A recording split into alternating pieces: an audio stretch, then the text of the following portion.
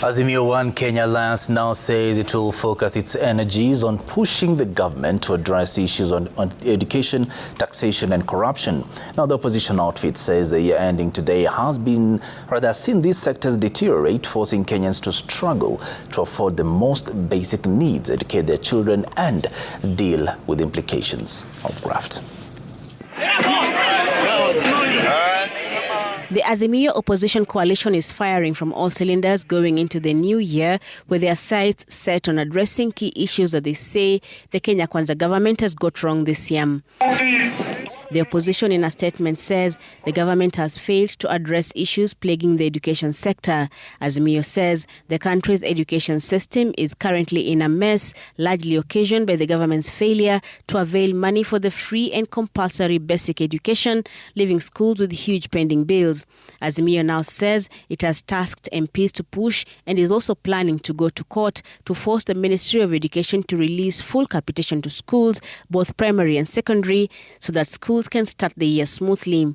They also want the government to absorb junior secondary school teachers. The opposition accuses the government of turning a blind eye to the suffering of Kenyans and their businesses.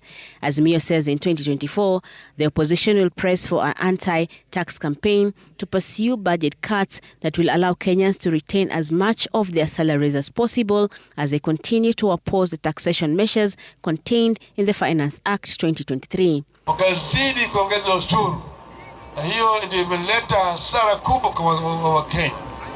Tunasema mwaka mpya hii sheria ya kodi mpaka itolewe, ile finance bill mpaka itolewe.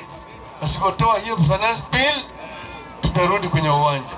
Similarly, Azimio says it is setting out to fight what it terms as normalized corruption under the Kenya Kwanza regime. They are faulting the government for the termination of corruption cases, facing some key figures within government. Azimio says, in this new year, we shall organize to liberate ourselves from oppression and exploitation.